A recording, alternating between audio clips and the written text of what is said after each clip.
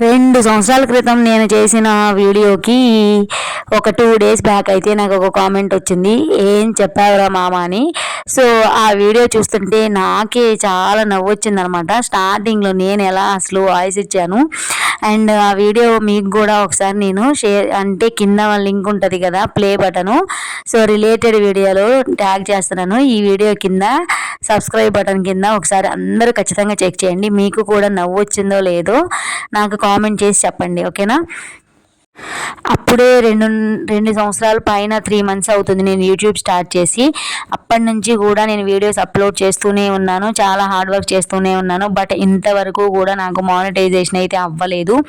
ఆ వీడియో చూస్తుంటే మాత్రము చాలా హ్యాపీగా అనిపించింది. అప్పటికి ఇప్పటికీ వీడియో చేయడంలో డెవలప్మెంట్ అయితే చాలా వచ్చింది. బట్ రియల్గా నాకు ఏమనిపించింది అంటే, ముక్కుసూటిగా మాట్లాడే వాళ్ళకి, మొహం మీద మాట్లాడే వాళ్ళకి మన రియల్ లైఫ్లో ఫ్యామిలీస్ కానీ ఫ్రెండ్స్ కానీ ఎక్కువ సపోర్ట్ ఇవ్వరు. సేమ్ అలాగే యూట్యూబ్లో కూడా నాకు అదే ఫీలింగ్ వచ్చింది. సో నాకు టూ ఇయర్స్ పైన 3 మంత్స్కి 10K సబ్స్క్రైబర్స్ కూడా అవ్వలేదు. బట్ నేను all kind of varieties of videos అయితే అప్లోడ్ చేస్తూనే ఉన్నాను. బట్ ఎప్పటికీ మానిటైజేషన్ అవుతుందో తెలియదు కానీ ఎదురు చూస్తూ ఉన్నాను అండ్ గివ్ అప్ ఇవ్వకుండా వీడియోస్ అయితే అప్లోడ్ చేస్తూనే ఉన్నాను.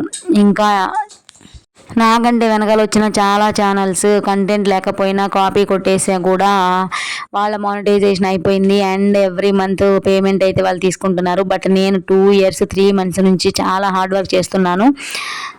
చూద్దాం ఎప్పటికీ మానిటైజేషన్ అవుతుందో. సబ్స్క్రైబర్స్ అందరికీ నా రిక్వెస్ట్ ఏంటంటే నా ఛానల్ని కూడా మానిటైజేషన్ వరకు తీసుకెళ్తారని ఆశిస్తున్నాను.